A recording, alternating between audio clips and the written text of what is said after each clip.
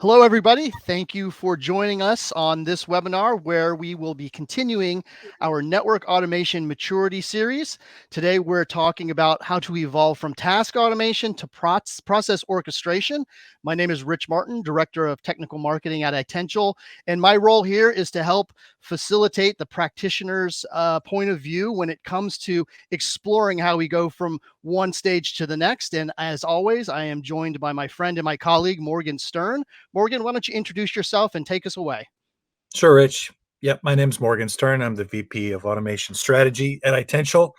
And my role in this session will be to talk a little bit about the considerations and factors that are relevant for the leadership. So, managers, directors, VPs, and those kinds of folks. So, just to set everybody context for what we're going to talk about today, this is part three of a four-part series where we've been talking about the network automation maturity model. Previously, we've talked about the transition from limited to no automation to task automation. In this session, we're going to focus on what we see as being a really critical phase transition in the industry today, which is really about how the folks who have gotten good success out of doing task automation can move to the next level and can impact the business even further by taking those tasks and stitching them together and providing process orchestration. So if you remember, the one of the primary benefits of task automation is around improving the efficiency of individual activities.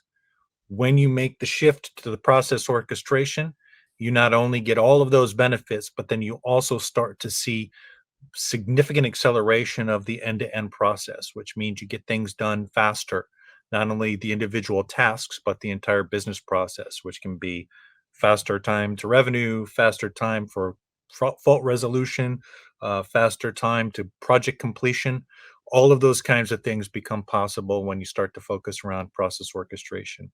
And again, we see this as a point that many of the folks out there in the audience and in the larger community, this is a point that's relevant for a lot of folks. In our last session, we'll talk about the transition from process to self-service networking. But for now, let's go ahead and just get started. So, Rich, can you refresh everybody's memory on the common characteristics of task automation? Yeah, absolutely. So when we're talking about task automation, really what we're focused on, especially from the practitioner's point of view, is what are those routine, repetitive tasks that typically I'm doing day to day, week to week. Maybe there's a significant backlog that's attached to them. If I don't get to these, then they continue to grow and grow. Those are some of the typical things that we start to automate under task automation. We're reaching for the tools that are available out there to us. Usually, open source tools like Python or Ansible are usually the tools of choice for these.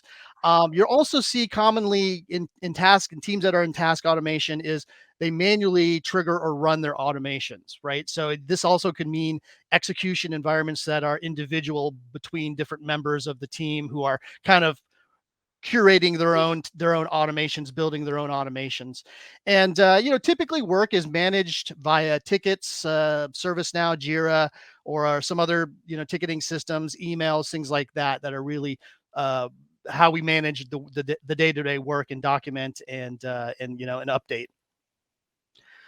Along that, you also see a lot of common tools in task automation. I mentioned Ansible and Python, as well as some of the libraries around that. You'll start to see a lot of vendor solutions still. So vendor provided solutions, especially those around things like SD-WAN, which tend to have controllers that are vendor specific for the solution.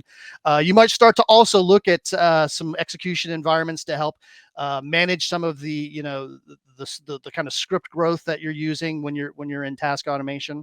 And like I said, your use cases are going to be a lot of the repetitive things that get done that don't require a lot of brain work, but quite honestly, network practitioners are really good at doing them because they do them all the time. In fact, if it's something I can do in my sleep, probably needs to be automated. And that's where task automation is really where you get started. So things like port, VLAN, interface configuration changes that may occur quite a bit, and then software upgrades of all the different kind of devices in your network.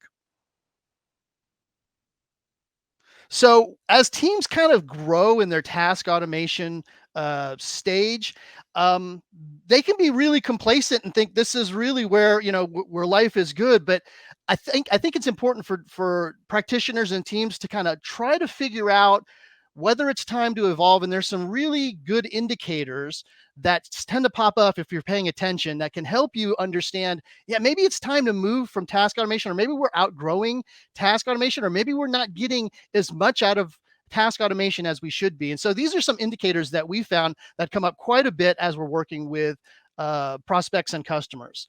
Um, I mentioned this a little bit earlier. As your library of tasks, kind of your automations grow to automate these tasks, you're spending a lot more time managing these scripts than executing them. What do we mean by that?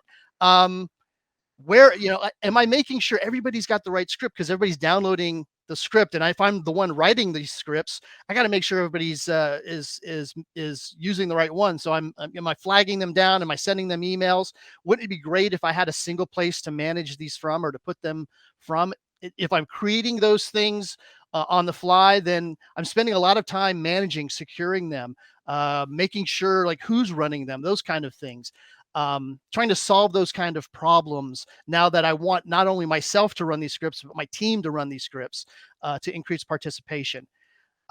Despite the fact that the scripts are helping me um, reduce the amount of time that it takes to make changes on the network for these particular tasks, I'm still seeing a certain amount of backlog that's still growing and preventing me from doing other things. So this seems strange, but what we found is that as you start to become more efficient by using automation, you start to, for a number of reasons, you'll start to see more of your customers, whether they're internal or external, start to utilize those resources, because that spigot is running faster, so now I can get it faster.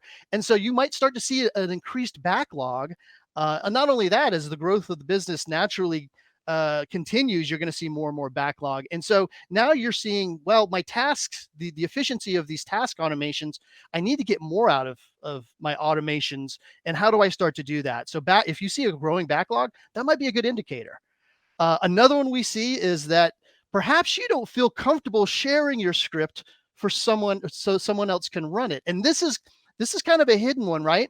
Because what that really indicates is that um, you're not going to be able to increase participation of who can use these scripts, because you have some issues with sharing your script. So some of these is, I'm afraid of human error getting involved. There's a lot. If you're manually running your scripts and you're gathering data and copying and pasting, there's all kinds of opportunity for human error. And while I may be really good at feeding my scripts, I'm not so sure somebody else is. Or maybe I trust one or two people on the team.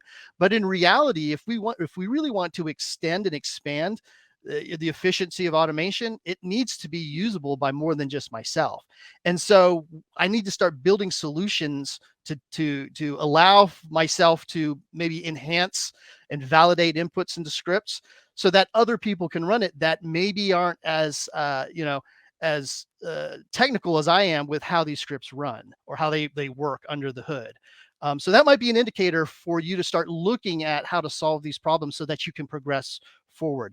Another one is, as you start looking at these task automations and building structure around them, you start to see that there are other processes that need to be automated, and some of them can't be represented very well in a script. Maybe it's because the way that the tools that we're using don't allow for processes to be expressed in an easy way. Maybe it doesn't have some of the ways we need to integrate with these processes or these systems. That kind of brings us to this last piece here, is maybe the tooling that we're currently using doesn't integrate with any of these systems, or at least doesn't integrate easily, or maybe requires some maybe more unnatural ways to do integrations, like get another tool, stitch them together with more scripts and those kind of things. And then that starts to look like a lot more work to manage all of these scripts. So if I got to write more scripts to integrate all of our stuff, then I'm going to spend even more time managing these scripts. And this kind of is something we need to start looking at more as a way to evolve from where we're at to where we're going, because we're kind of hitting some limitations here. So those are things that that as a practitioner, especially, to take a look at. But there are also some things that may be tethering you to this particular stage. So, really, around task automation, some things to look at that might be keeping you here as well. One of the top things is as we start looking to expand from task automation, which is looking at these very specific processes, maybe in a single network domain. Uh, as we even expand within the networking domain, as a practitioner, if I'm a data center practitioner, um, I can say, well, it would be great if if these automations now could extend into a cloud environment and maybe start doing some automation with the cloud team. But hey, that requires some additional stakeholders on the cloud team to want to work with us on this. And I'm not so sure, I can bridge that gap. So that could keep me here just within maybe my own particular network domain. But Morgan, do you have any other thoughts? Is this a bigger problem than that? It is, and I think one of the challenges that folks encounter that they don't necessarily anticipate is the fact that as you're expanding the scope of what you're trying to do, that means more people need to be involved. That also means people need to trust one another, like, and trust the tools so that, what they typically had been responsible for as a team or as an individual, if that's going to be now an automated task, that means this could run whenever, and they may not be there to see that or to be involved. So that is a shift that requires pretty careful kind of management and testing and working to get buy-in, because that level of trust typically will exist within a team, but when you start to jump to other teams who are involved in the process, they may be new to that. So it's really something to pay attention to. Oh, fantastic. What about this next one? Teams are unsure how to adopt. Now, I can tell you from a network practitioner's perspective, as we start going beyond the networking domain and start to having to look at automating processes, we're certainly going to be unsure of a lot of those things. What are some ways or some thoughts that we've had and worked with the customers with about how to tackle this one?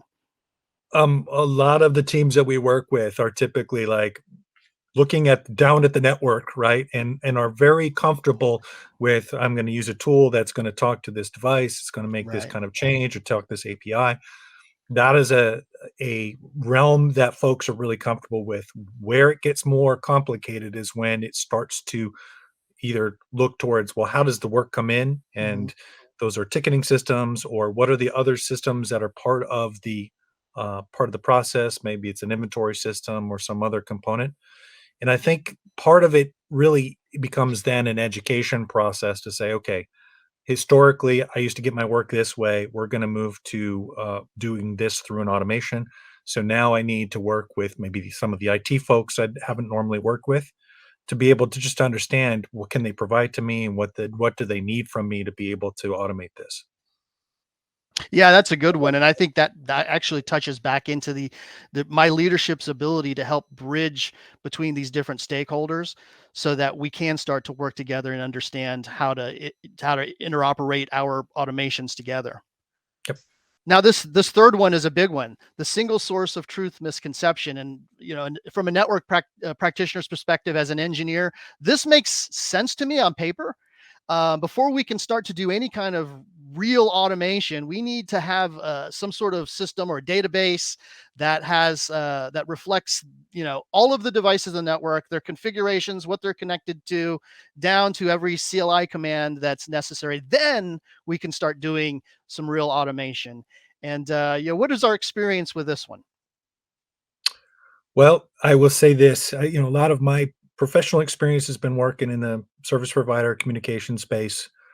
Um, if anybody was going to be able to solve that problem of a single source of truth, they would have solved it. And that has been an elusive challenge for as long as the business has been in existence, right? So what does that mean? What that means is they have come up with methods to work around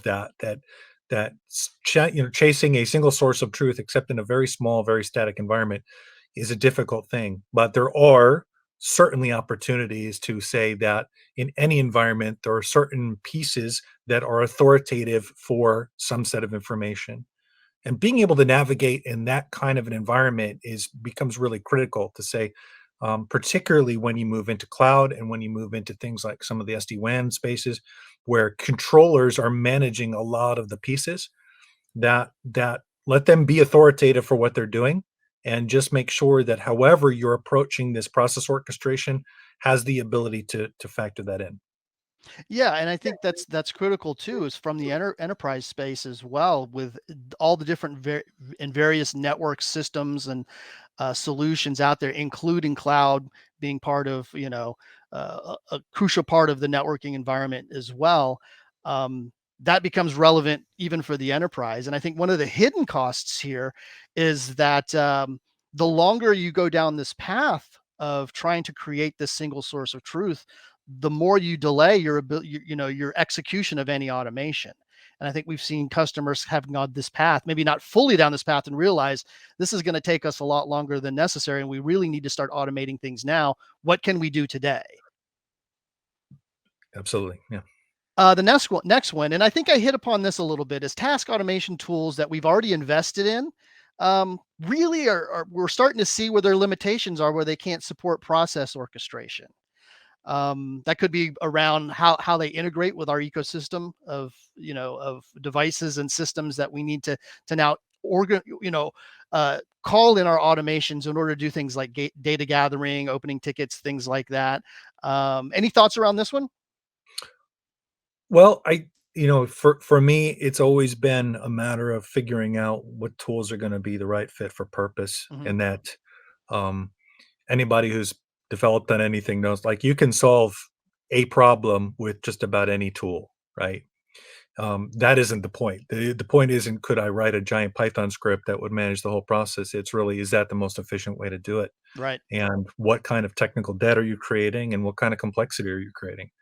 And so, really kind of looking at that and saying, there are a lot of things that are super effective at making scripts to do quick jobs, and that's what they're optimized for. Hmm. Whereas there are other things that are oriented around process orchestration. And so you really want to gravitate towards those as you're moving up this level of maturity. Yeah, that's a great point. I think understanding when your tools hit those limitations, and maybe when it's time to now, because of the need to move towards this next stage of automation, looking at making a real assessment on the tools, and then having the coverage from your leadership, as a practitioner, and say, hey, we can only go so far with this. We really need to invest in something. And I think also that leads to this next point. You actually see a need to integrate with your ecosystem in a programmable way in order to accomplish orchestration. Right. The way that this manifests in most cases Mhm. is that there may be parts of a process that are not addressed through a programmable way, right? There may be data sources that are either don't have an API, or just have no way of interacting with them, right? And so that means for that part of the process, you've got to figure out some kind of workaround. Now, some folks use RPA tools to do screen scraping or Mhm. whatever, but it does become a challenge, right? It certainly can be a gating factor, and I know that uh, in the environments that we've worked, we have seen a lot of creative workarounds, because in most cases there's just no easy tool to be able to do that for some data sources. So what you're saying is I it might be time to give up our spreadsheet. Absolutely, absolutely. All right. Well, now that we've spoken about that, let's talk about how to evolve into this next stage of automation and orchestration. So why don't you take us ahead, Morgan? Sure, sure. So within the process orchestration world, right, the things that are really in common, regardless of what tools or platforms you're using, is most of the time people will stitch things together with some form of workflow. Could be like a graphical workflow tool, could be a basic, like almost like a script oriented kind of workflow. But it's really about recognizing that I need a way to capture and reflect and execute all of those steps in the process, and have some mechanism to kind of connect them so that information that gets manipulated or collected during one stage is available to the next stage, right? So you could think of, if each stage is a task, the process needs to have some way of persisting the task through the right, or persisting the tasks through the right set of order of operations, as well as carrying relevant information so that later activities can benefit from the things that happen. Most of the folks who are doing process orchestration will leverage tools and platforms that will simplify integration with their ITSM systems or any of the other northbound systems. So whether it's ticketing things, whether it's order entry kinds of things, there's some way that the work needs to get initiated, and typically it will be some kind of an order or some kind of a request that system is responsible for capturing and processing, and then it'll assign it to the process orchestrator to execute on it. Also, the platform will integrate with the east-west systems, meaning sources of information or sources of where I'm going to store things. Could be things like inventory or topology systems. Could be network monitoring systems, service assurance tools, things like that. Those become participants in managing the overall network. And so the more that I can connect to them electronically means I don't need to manually set things up in those systems. I can just leverage the capability of the orchestration platform to be able to manage that information. Another thing about the common characteristics of a orchestration system is the same way that they can integrate with those east-west systems, they can take existing automation assets and they can incorporate those into a larger orchestration. I know we've done other webinars on how to integrate scripts into orchestrations, so we don't need to go into too much detail, but the idea here is if a script is the right tool for capturing a task, why not continue to use that script, but within the context of a larger process orchestration that you can use the orchestrator to really do the care, like the feeding of the script to say, do this, do it at this point in time to these systems. And that way you're eliminating a lot of that busy work that would be associated with feeding the script. Also, these tools may integrate with other like DevOps, CI/CD tools so that folks can use the process orchestration for those contexts in which it makes sense when you're integrating with a larger like overall DevOps process. For example, you may have an application pipeline that deploys new versions of the application, and part of that pipeline may need to make some changes to a firewall to allow the right ports. And so you can integrate those two systems so that you can use the process orchestrator to manage some of those config management processes that aren't well reflected in a traditional pipeline. A lot of different tools and use cases for thinking about process orchestration. We mentioned like some of the mature Python and Ansible. We're also talk about the kind of monitoring and telemetry tools that get integrated along with the team communication pieces. I think one of the underlying components of this is like the primary tool would be that platform that stitches all those pieces together. For use cases, we see process orchestration as making a huge impact in areas around like eliminating idle time from end-to-end processes. And Rich will talk through one of those examples in a few minutes, where we started to see very early on where process orchestration made a huge impact was just eliminating all the busy work associated with pre-checks and post-checks, where we were seeing literally hours of maintenance windows being spent generating outputs, reviewing the outputs, making sure that the system looked okay to make the change, and then after the change, reviewing the same outputs to make sure everything was okay. Well, there's no need to spend hours doing that when you can spend seconds. You know, the orchestrator can do that in seconds. And so we started seeing significant impact in terms of the process execution once folks incorporated that in. Now those pre-checks and post-checks in the middle might be that same script they were using before, but by eliminating that time means that the engineer becomes more efficient and the activities get done way, way faster. So, in terms of the opportunities, as I just was saying, for leadership, it really gives you an opportunity to reduce the execution time of any process. So, not only are you doing some of these activities electronically versus manually, but because you can stitch them together in one overall process orchestration, you take out all of the idle time where it might normally be sitting in somebody's queue to do the work. That notion of sitting in queue goes away. So the process will run as fast as it can run based on the ability that it has to connect to systems, to connect to sources of information, and to connect from there. So we see really dramatic increases in efficiency in terms of the time for the process to execute. We in our some of our marketing would talk about days to minutes. I've seen processes go from 3 months to like an hour, by stitching the process together with orchestration.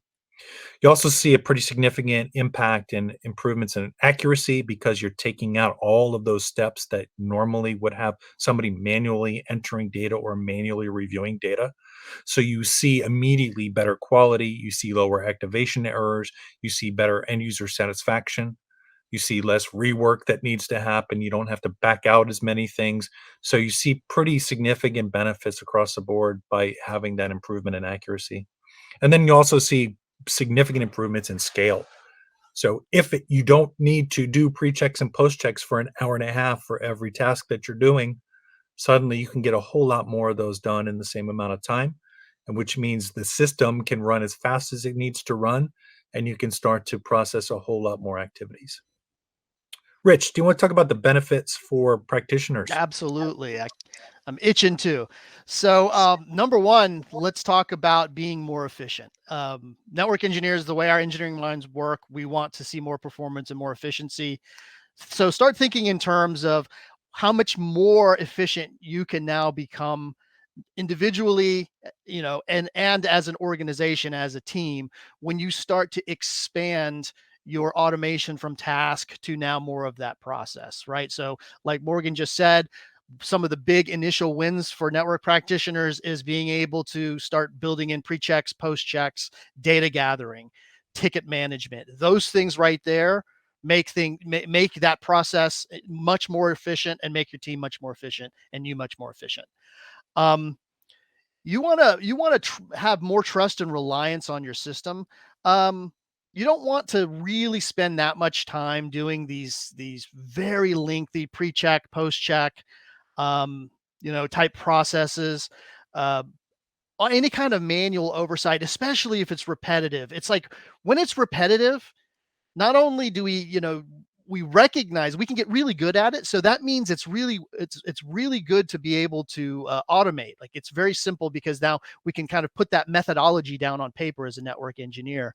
um, and so when we do those things, now we can start building automations that have our processes, our pre-checks, our post-checks, the things we would expect when we would look at them and stare and compare, can now be operationalized into the automation, so that when we run these things, they run and we have more trust and reliance on this versus if somebody else wrote it, right? So that's why I love helping network engineers build these automations and expand them, just because it's their work and they recognize it and they understand it. And now they are more free to run these automations, have confidence in them, and then give them oversight so that they can look at any of those that have maybe some sort of fallout condition. That's where I'm focusing on, not on every single CLI command, every single output, comparing it to everything that I have locked away in my brain or written down on a piece of paper or a document to compare it to.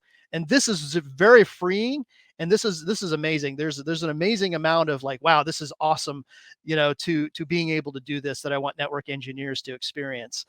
Again, this doing more with less frees you up to do the fun things. And one of the things, fun things can be relative. I think from a network engineering perspective, fun things are seeing the network run well and not get calls at 2 or 3 in the morning, so that you can fix something that you could have preemptively fixed because we never got around to doing that years ago. And so if I have free time to fix all the things that need to be fixed in the network, not getting called at 2 in the morning is a lot of fun for a network engineer. But also being able to optimize the network, being able to make sure that we're proactively managing the network. And a lot of that just has to do with time. Being able to have more time in the day to do these things is a lot more freeing. It makes the network so much better. And so I think this is an easy opportunity for network engineers to understand. And maybe one that they don't see necessarily is career opportunities. Um, we've seen in the networking world all kinds of tools that have come in existence, and maybe we looked at them and saw them as, well, I don't know if I can use that. And then as we started implementing them in our work, we were like, now we can't live without them. There's all kinds of tools like that, right? We need these tools. Automation is a really big tool that's not going anywhere. And so there are real career opportunities for folks who really want to invest into the network automation tooling, the process orchestration tooling, and the ability to speak to your peers and colleagues in different groups and different departments, and becoming a net DevOps leader, network automation subject matter expert. And so I think there's a lot of paths for network engineers to go. And again, this is going to be critical in the future. These tools and this tooling and this process is not going anywhere. It's going to be a standard. And so getting in front of that and saying, hey, this is something I really enjoy and I like doing, and bridging the gap between your network team and being their advocate with all of the other technology domains that your automations and your orchestrations need to work with. That's a pivotal role for a networking person. Thank you, Rich. So let's talk about what people need to do to make this evolution jump. Sure. For leaders, it's really about working across teams, right? So it's how do I build buy-in? I need to work with my group. I need to work with my peers. I need to work with my internal customers. I need to work with my internal suppliers to make sure that folks are bought in. And I think that it is a combination of a technical and cultural thing to say that while it may be easy to describe technically what needs to happen, getting folks to be comfortable with moving towards this kind of orchestration sometimes takes a little bit more nuance and finesse to work it. And so there's um, a number of different things you can do to start small and build from there. But it really is about making sure that everybody understands the benefits and the risks of doing this, but also the fact that this is not unproven ground. There are many organizations that have benefited from this, and there are many folks that can talk about the lessons that they've learned to make this happen. So I think that the situation is certainly in the community is certainly far enough along that people understand really how to do this and mitigate those risks and maximize the benefits. I think the other thing that you need to do is really focus on coming up with like a goal driven strategy. Those goals can be expressed in pretty quantifiable ways to say in terms of amount of work, number of processes, uh, but more importantly, like particularly when you're dealing with customers, being able to um, accelerate things such that you can deliver way faster than the current SLA is always a great way to obtain buy-in because that's really what folks want. And so focusing on the goals and the outcomes becomes that motivator to get people bought in. I think another thing you need to do is make sure that you're looking at the tools and platforms the right way and making sure that for whatever the activity set is at hand and whatever the processes are at hand, that you're picking a tool that's going to be optimized to be able to solve that. And then that final part around implementing best practices. You know, we've been in this automation and orchestration space for quite some time now, and it's been really interesting to watch how folks have learned and to watch how best practices have evolved over time and emerged. And there's clearly, I think, a growing set of best practices that people can benefit from. So being able to incorporate those into your strategy now that they exist is a very helpful thing. How about for practitioners, Rich? What do they need to do to evolve? Well, I think first and foremost, when we talk about moving into more of a process orchestration, we're inevitably going to have to learn some new skills. Amongst those is learning the concept and the realities of how APIs work and how they work in the specific set of ecosystem tools and solutions and platforms that you have that will necessarily need to be automated and orchestrated along with those great task-based automations that you've built. So what is your ticketing system?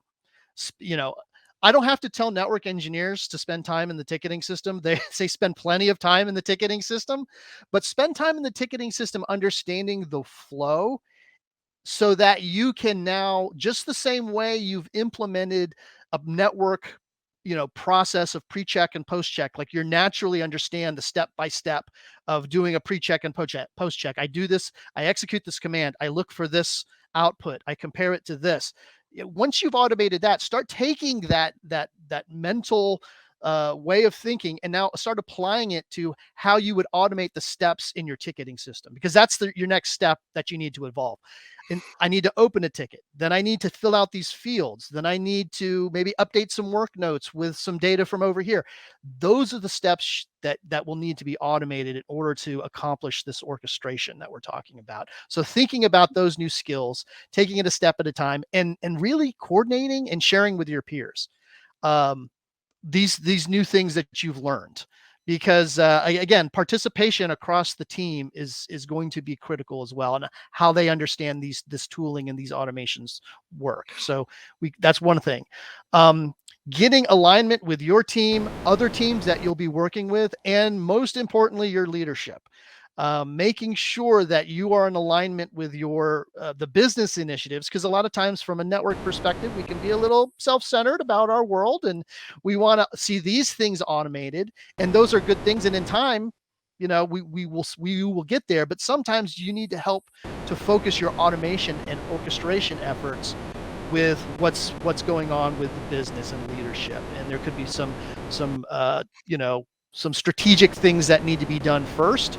And when you prove yourself, not only are you generating a greater skill set for yourself, but you're also showing your ability to work as a team. And remember, when we go to orchestration across these different systems, teamwork is an incredibly important thing. These are the other stakeholders we need to tie off with and work with. And obviously, if you're in this situation, advocate for your team. Be the spokesperson for your team, and be willing to work with your leadership and your these other teams that you need to automate with. And then expand your use cases. Again, if you're paying attention to the indicators that we pointed out earlier, you're going to see where maybe the existing tooling you're using in your task automation stage isn't quite up to par to being able to do this automation with all these different systems. And this now really talking about process orchestration. But this also involves looking at the process and starting to think in terms of, how do I now automate these things? And this is how you expand your use cases. So maybe as a network practitioner, I automate in my domain, and it's very easy to think about, well, when this ticket comes in, this also means we need to automate in this domain. So I can go over to my peer and on the networking team that's working in that domain, and we can work together, and that's pretty straightforward. But what about the other systems, your ITSM, your databases, your notification systems, your, those kind of things, telemetry systems? Who are those people that you're going to interact with there?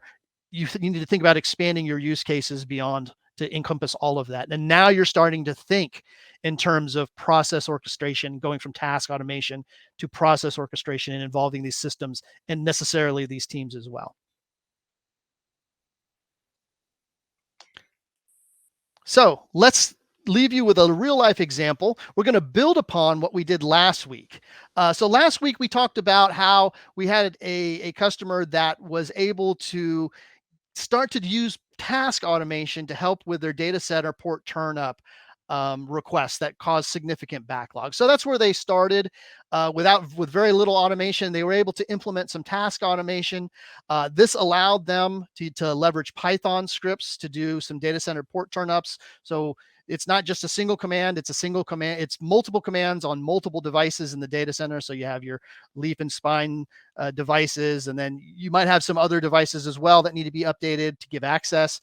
And so getting these scripts around, making those actual changes, gave them the ability to be more efficient during their maintenance windows, that when they were doing these.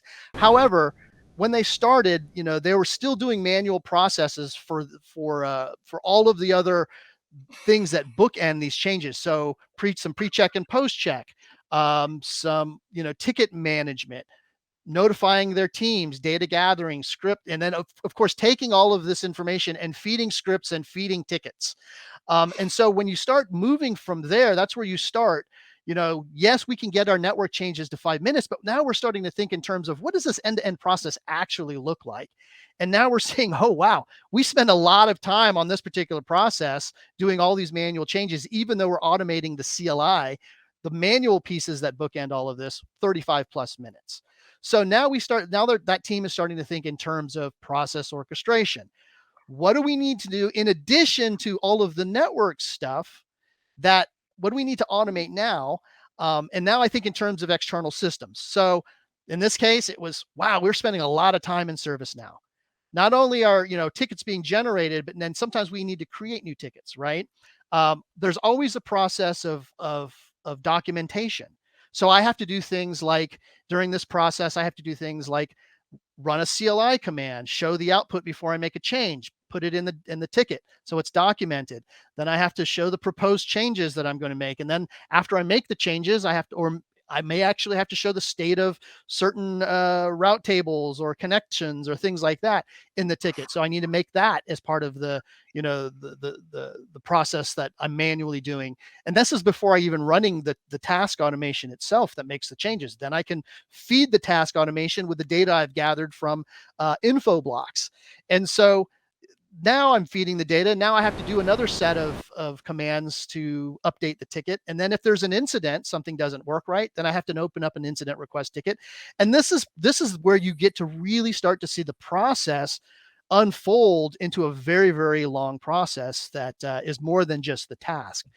But the good news is, with the investment in tools, with the help from leadership, stakeholders, being able to now automate these pieces and parts. And like Morgan said earlier, you can think of these as one task at a time. One task at a time might be, okay, let's focus on now doing the ServiceNow piece of this orchestration, because that's probably where a lot of networking teams are spending a significant amount of time. I've heard it more than once, and I'm pretty sure you have as well, Morgan. ServiceNow is my second home, or we spend more time in ServiceNow than we do in our networking tools sometimes. And so that's usually the easiest go to. So they started with, how do we start to manage these ServiceNow tickets? If we can automate pulling data from a network device. Can we now take that data, turn it into something that's usable in an API call into ServiceNow, so that that ticket gets automated with the right information immediately before the change, during the change, and even after the change? And the answer when they accomplish that is it's yes, you can do that. This is why the knowledge of APIs, this is why the knowledge of having a broader view of what automation can look like when you look at orchestration, getting the right tools so that you can integrate all of these different systems. And so they were to start with ServiceNow, doing ticket management, big win there. Data gathering from info blocks. I don't have to spend time as a network engineer going to info blocks, doing queries from a dashboard, taking that in, doing some manipulation in a template or in a Word document or a text document, um, and being able to now have the automation handle the calls into info blocks, pull that data, manipulate that, and transform that data so it can be used both in a ServiceNow ticket and into a set of CLI commands that I pass to my task automation Python script that they had written earlier. That's what they were able to do. And then even go beyond that to maybe even some slightly smaller gains, but still nonetheless more important, very important gains, because things like notifications to our teams.